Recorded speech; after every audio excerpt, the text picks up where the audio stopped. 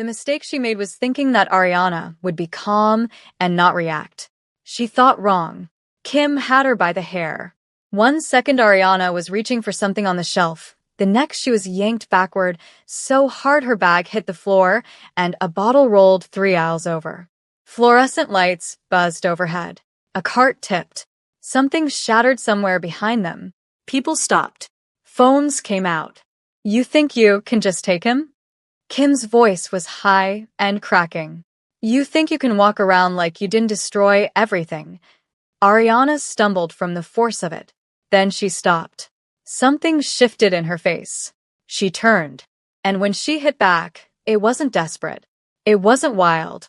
It was controlled in a way that surprised everyone watching, including Kim. She wasn't flailing. She wasn't crying. She was matching her. And then she started to win. Because Ariana had never in her life backed down in public. Not for embarrassment. Not for fear. Not for a woman who thought catching her off guard meant catching her off balance. Kim hadn't known that. The phones kept rolling. No one stepped in. At the far end of the aisle, a man turned the corner. He had just ended a phone call. Quiet, transactional, 30 seconds long. He slipped his phone into his jacket pocket and looked up. He took in the entire scene in one sweep. Nothing in the aisle surprised him. Only her. Kim. Ariana. The scattered groceries. The crowd.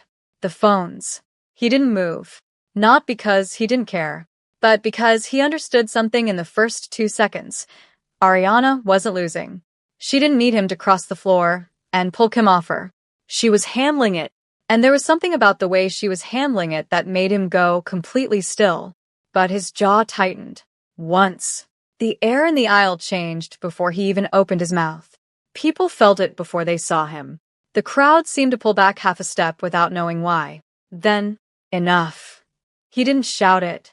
He didn't need to. The word was quiet, controlled.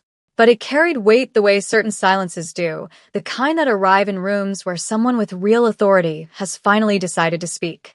Kim froze mid-motion. Ariana stopped. The woman 3 meters away who had been narrating the whole thing into her phone stopped talking. Even the phones lowered. He hadn't raised a hand. He hadn't rushed across the floor. He had simply spoken, and the room had rearranged itself around the sound of his voice. If you think this was the worst thing she did, you haven't seen what led up to it. And if you like stories where everything isn't what it seems, go ahead, like the video and subscribe. You'll want to see this one through. Weeks earlier, a door nearly came off its hinges, not because he slammed it, but because he closed it behind him with the kind of forced restraint that is somehow louder than slamming. Jae-won stood in the center of Kim's living room and said nothing for 3 full seconds. He was never loud when he was angry. He didn't need to be. On paper, he ran a clean empire. Real estate, private logistics, a security consultancy with offices in 4 cities. His name appeared at charity dinners and in business columns. He shook hands with politicians and sat across from CEOs, and no one in those rooms ever had cause to look twice. What lived underneath the surface of all of that, the network, the men who answered calls at 3 in the morning, the alliances that had nothing to do with real estate, was never spoken about in polished company. It didn't need to be spoken about. It was felt. And right now, Kim had made the mistake of assuming that because he was contained, he wasn't furious. "Tell me again," he said. "Tell me again what you thought you were doing." Kim wrapped her arms around herself. "Jay," I explained. "Tell me again." She flinched. "I was trying to help. I thought if the deal fell through, you'd have more time." "You leaked internal information." His voice didn't rise. It got quieter, which was worse. Information that was tied to a partnership I spent 3 years building. Information that, if it had gone one step further, would have collapsed an agreement that has nothing to do with money. He paused. "You know what those agreements protect. You know what happens when they break." I didn't think. No, he looked at her. "You didn't think. You felt. And then you acted on what you felt. And you want me to call that helping?" She started crying. That used to mean something to him.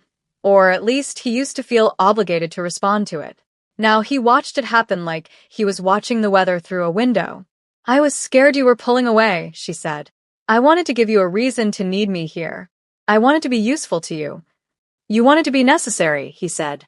That's different from wanting to help. You wanted to create a problem so that you could be the solution. He picked up his jacket from the chair. Don't rewrite that into love. Jay, I'm not angry because you made a mistake, he said. I'm angry because you knew exactly what you were doing, and you did it anyway. And you're standing here now framing it as something you did for me. He pulled on his jacket. Don't. She crossed the room and grabbed his arm. Her grip was tight. He looked down at her hand. He didn't pull away roughly. He didn't have to. He just looked at it until she let go. Then he walked to the door and opened it. Jay, please. He left. No final word. Just the soft, definitive sound of the door catching behind him, and in it, something that had never really been alive being quietly, finally finished. What the people who arranged their engagement had never asked, what neither family had thought to confirm, was whether Jaewon had ever wanted it. The answer had always been no. Not unkindly. Not with any particular resentment. Just no. Kim's family had reach in political circles that were useful. His family had capital and infrastructure that complemented that reach. Two parents at a dinner table had looked at their children and seen a clean, sensible alignment. No one had asked Jaewon what he saw when he looked at Kim. He had been practical about it. He was a practical man. He had shown up, had been present, had done what was expected without complaint and without warmth. And perhaps that in itself should have told everyone something. He got into his car, sat for a moment, then drove. Now cut across town, to a completely different energy entirely. Ariana was not having the day she'd planned. She was a creative director, the kind of work that looked effortless from the outside and consumed everything from the inside. She had built her career herself, refused shortcuts, and had a reputation for being exacting in a field that often rewarded flash over substance. She was sharp, self-sufficient, funny in a dry, quick way that caught people off guard. Her love life had been, for a long time, simply absent. Not shattered. Not dramatic. Just empty in the way a room is empty. Nothing broken. Nothing missing. Just no one in it. She had tried. A few times. And she had walked away from each situation before it could become something she resented, because she had standards that had nothing to do with looks or money, and everything to do with whether someone made her feel more like herself or less. Her friends said she was too picky. She said they weren't picky enough. Tonight, she had left the restaurant later than intended because she'd been too tired to go home and face a fridge with nothing in it, and sitting alone with food that someone else had cooked felt like the only reasonable option. She ate slowly, left a good tip, walked out into the night feeling marginally more human than she had 2 hours ago. She was heading to her car, bag over one shoulder, keys in hand, already mentally drafting the exact route to her bed, when a car moved past too fast. She heard the pothole before she saw the water. It hit her like a wave, full across the side of her body, her coat, her hair, the side of her face. She stood completely still for 1 second. Are you serious? No checking who was driving. No softening her voice. No pause to assess whether shouting at a stranger on the street was wise. Ariana had never learned to shrink herself for the comfort of other people, and she was not about to start at 10:30 on a Thursday evening when she was already exhausted and now also drenched. The car slowed, stopped, reversed. She was still going. Do you know how to drive? Is this a game? Is this actually funny to you right now? When the door opened, Jaewon stepped out. She didn't know who he was. That was the thing that would matter most, later. She genuinely didn't know. His name meant nothing to her. His face meant nothing to her. The particular way people rearranged themselves in his presence meant nothing to her, because she had never been in his world long enough to learn the signals. She just saw a man in a very good coat who had just ruined hers. Do you have eyes? She said. Or, do you just drive like this on purpose? What was that? He blinked. In 34 years of his life, in boardrooms where grown men softened their voices to speak to him, in rooms where deals worth hundreds of millions were decided, in quiet, tense conversations where people chose their words the way people choose steps on uncertain ground, no one had spoken to him like this. Certainly not a woman standing under a streetlight with water running down the side of her face, gesturing at her ruined coat with genuine fury. Something moved through him. He caught it before it reached his face. "I apologize," he said. Genuine. Unhurried. That stopped her. She'd been ready for arrogance, for dismissiveness, for a window that rolled back up. She had not been ready for a calm, measured, completely sincere apology delivered like he actually meant it. "Fine," she said after a beat. "Just watch where you're going." She turned, walked to her car, and pulled out without looking back. He stood by his door and watched her taillights disappear around the corner. Longer than a man who had just been yelled at by a stranger needed to stand there. Later that night, Jae-won sat in his office with a glass he hadn't touched. The city spread out below the window, indifferent and constant. He had calls to return and a report to read before morning and a board meeting in 2 days that required preparation. He thought about her, not with obsession, not with any particular urgency, just with a quiet, recurring curiosity that was unfamiliar enough to notice. Everyone in his world was careful around him. They calculated their words. They managed their tone. They were aware, always, of who he was and what that meant. She hadn't done any of that. She'd just reacted, like he was a man who had made a mistake, because to her, that was exactly and only what he was. He found, turning it over in his mind, that he didn't mind that at all. Kim's calls went unanswered. Not cruelly. He simply had no energy left to spend on performing a concern he no longer felt. When she appeared at his building, she was told he was unavailable. When she sent messages, they remained unread. It wasn't punishment. It was the natural quiet that follows the end of something that should have ended much sooner. Across the city, Ariana walked in through her front door still damp, and her younger sister took one look at her and burst out laughing. "What happened to you?" "Some man in a car," Ariana said, dropping her bag. "Pothole. Water everywhere." "Did you say something?" Ariana looked at her. Demi. "I said something." Her sister was already doubled over. He apologized. "Calm about it too," she said. "But still, look at my coat." They were still laughing in the kitchen when Ariana's phone buzzed. She looked at the screen and screamed. The contract. The collaboration she'd fought for. It was hers. Temmie screamed too. They ate cereal at the kitchen counter and celebrated at 1 in the morning like it was a party, because it was. Ariana's life was moving forward. On her own terms. Kim was not moving. She was circling.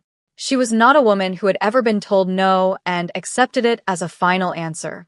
In her world, her family's money, her family's connections, the doors that had always opened before she had to knock. No rarely meant no. It usually meant not yet or try harder or approach from a different angle. So she called and texted and appeared. And when none of that worked, when weeks passed and the silence from Jae-won remained absolute and unmoved, she did the one thing she had always kept in reserve. She went to his parents. She sat in their sitting room and she framed herself as confused, worried. She chose her words carefully, left out the leaked information, left out all of it, and presented herself as a devoted woman who could not understand why the man she was engaged to had simply vanished. She cried at the right moments. His mother's face had shifted the way she'd hoped. They called Jae-won. They told him to come to dinner. They didn't mention Kim. He arrived to find her already seated. He stopped in the doorway for 1 second, then walked in and sat down. His mother began carefully. There were concerns. There were questions. Kim had come to them, and they understood relationships had difficulties. But, "Am I being questioned?" Jae-won said. In front of her, silence. "This is not a mediation," he continued. "She came here and told you a version of events without telling you what she actually did. And now you've called me in to account for my distance." He looked at his mother, then at his father. "I'm not going to do that." Jae-won, his mother started. "I'm done," he said. "With the engagement. With the arrangement. With the charade." His mother stood halfway up. "You don't just say something like that and..." "I just did." Kim made a sound that might have been his name. He looked at her. I'm sorry. I should have said this more directly, sooner. That was unfair to you. A pause. But this is done. His father had not moved or spoken. He sat with his hands folded and his face still. J1 stood, pushed his chair in, and left the room the way he always left rooms, quietly, fully, as if once he decided a thing there was no version of the world in which it was undecided. Outside, he sat in his car. Breathed. Drove. There was a place he used to go when the noise in his life got too loud. It wasn't dramatic, a rooftop terrace attached to a quiet bar, the kind of place that attracted people who wanted to sit and look at the city without talking about it. He had found it years ago and had kept it to himself the way private people keep certain things, not with secrecy but with simple preservation. He hadn't been there in months. Too much happening, too many obligations. Tonight, he went back. He stepped out onto the terrace. Ariana was already there. She was sitting with a glass of wine, looking at the skyline, and she looked up at the sound of the door and stared at him. You again. He stopped. And then something he didn't plan moved across his face, something that came close to a real smile. You again, he said. She looked at him for a moment. The wine, the skyline, back at him. Then she nodded at the empty chair across from her the way you nod at someone when you've already decided to be reasonable about something. He sat. They talked the way people talk when they're both tired of performing, without posturing, without agenda. She told him about the contract coming through. He listened in a way that people almost never did fully, without waiting for his turn. She told him about her work, the real version, the unglamorous logistics of it.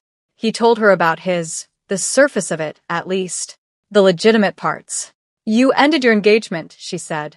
Not a question. He'd let it slip in passing. Tonight, he said.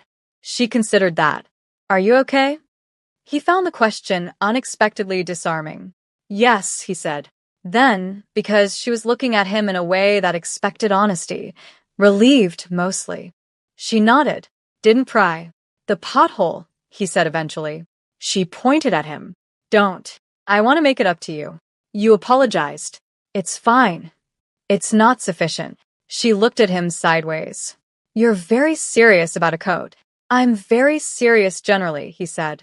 She laughed. It was the kind of laugh that changed her whole face. He noticed. Coffee, she said.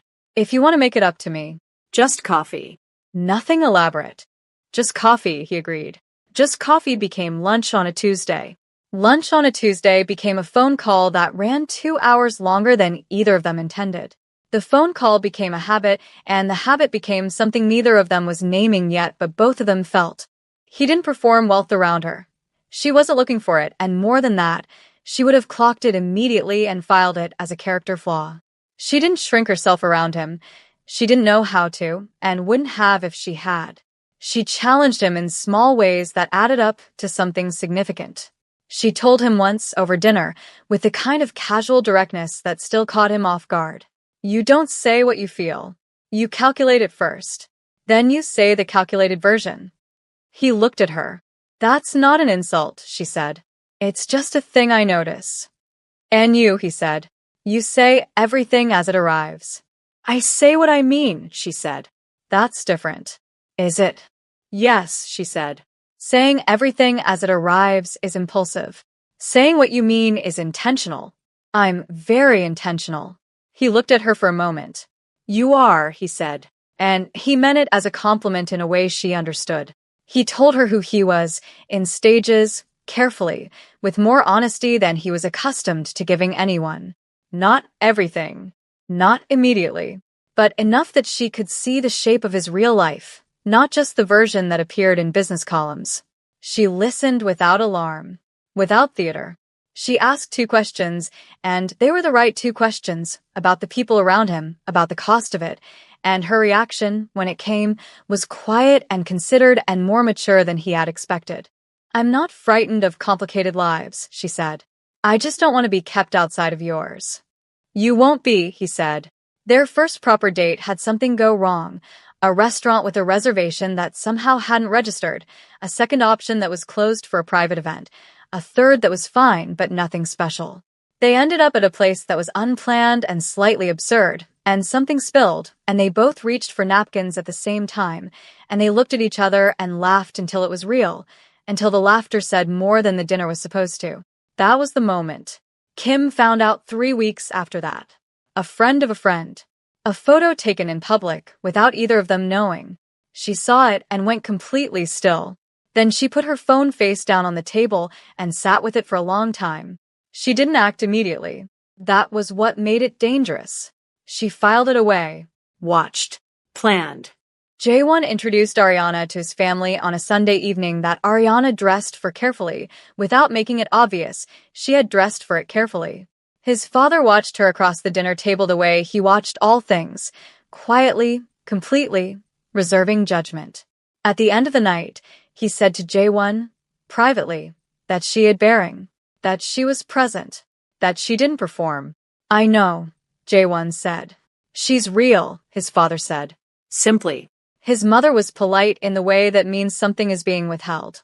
She had wanted Kim, had wanted the familiarity of it, the tidiness of the alliance, the predictability of the path. Ariana was none of those things. His mother looked at her and saw an unknown quantity, and she did not love unknowns. Ariana noticed the coolness. She didn't flinch from it, and she didn't overcompensate. She was exactly herself, warm where warmth was genuine, measured where she was being measured. She shook his mother's hand at the end of the evening and held eye contact a beat longer than was necessary and smiled in a way that said, I see exactly what you're doing and I respect it and I'm not going anywhere. In the car on the way home, Jaewon said, she'll come around. I know, Ariana said. A pause. She likes you though, he said. Ariana turned to look at him. No, she doesn't. He kept his eyes on the road. She will. Ariana laughed and reached over, and he took her hand without looking away from the road and held it. Now we go back to the grocery store. Now we understand everything. Kim had seen her by coincidence or almost. She had been watching Ariana's social media for weeks. Not enough to call it following, not enough to call it anything official. Just watching. She knew Ariana's general rhythms.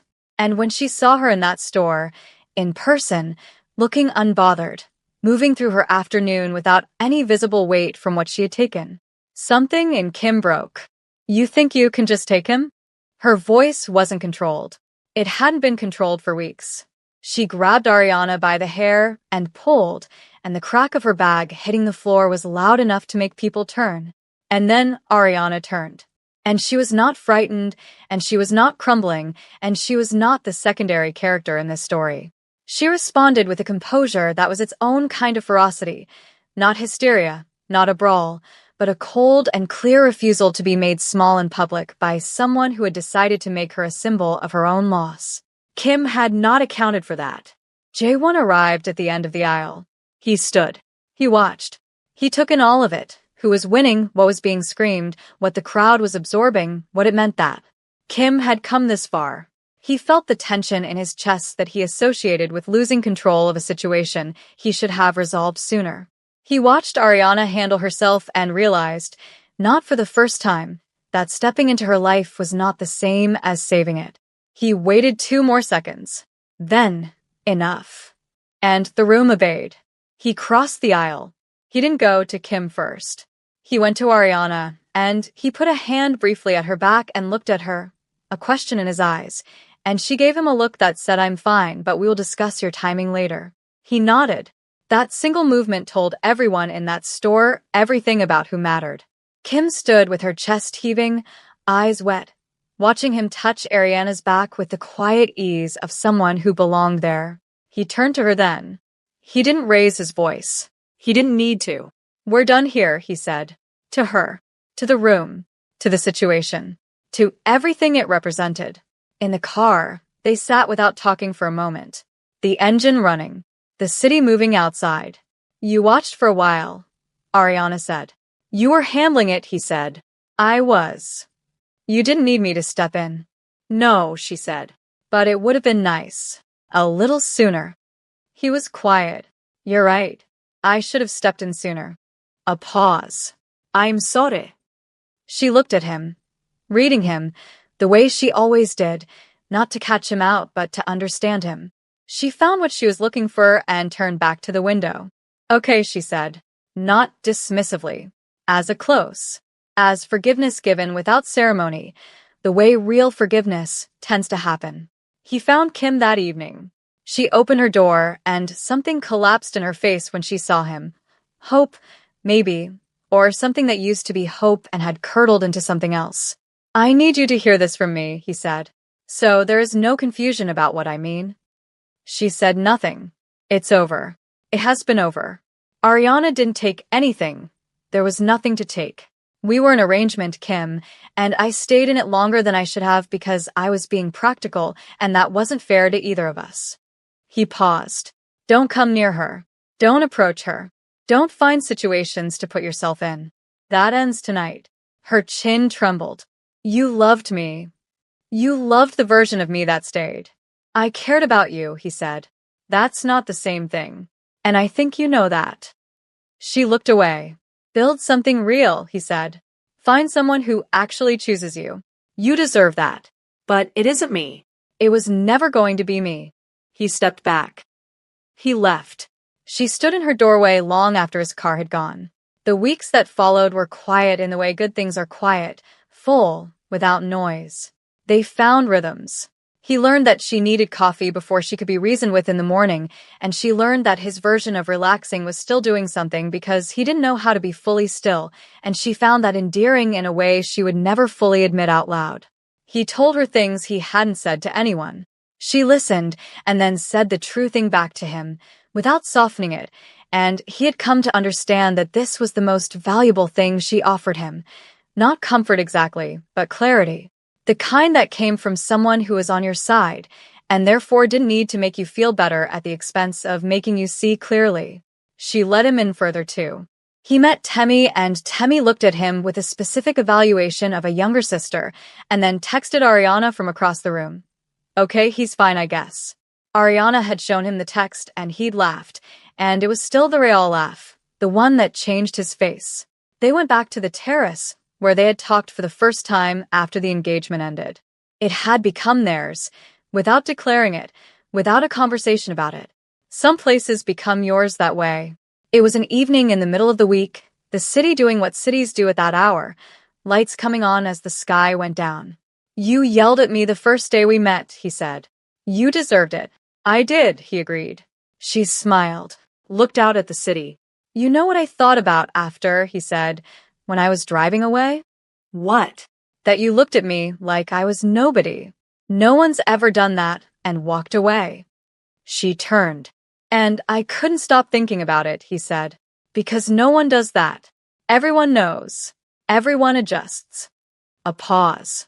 You just were angry. At me. Because I splashed water on you. And you left, and I stood there, and I thought. He stopped. What did you think? She asked quietly. I thought I wanted to know who you were. She looked at him for a long time. He reached into his pocket. She went still. I'm not doing this because it's expected, he said, or because of timing or optics or anything practical. I've made enough decisions in my life for practical reasons. He paused. I'm doing this because when I come home to you, I'm not performing anything. And I have spent so much of my life performing things that I know the difference now. I know what it feels like when it's real. She was quiet. Stay, he said. Not because you need to. Not because it's the next step. Because he paused, and this was the closest she had ever seen him come to being undone by something. Because I need you to. Ariana looked at him for one long, full moment. Then she laughed, small, involuntary, the kind that escapes before you can stop it. Took you long enough, she said. And she said yes. No audience. No announcement. No performance. Just the city below them and his hands and hers and the ring and the look on his face when she said it. Not triumph, not relief exactly, but the quiet, grounded recognition of a man who has finally stopped moving long enough to arrive somewhere real. Just them. And just like that, what started with a mistake ended with a choice. If you made it this far, I want to know, would you have handled that moment the same way she did? Let me see you in the comments. And if you stayed with this story till the end, you already know what to do. I'll be seeing you in the next one.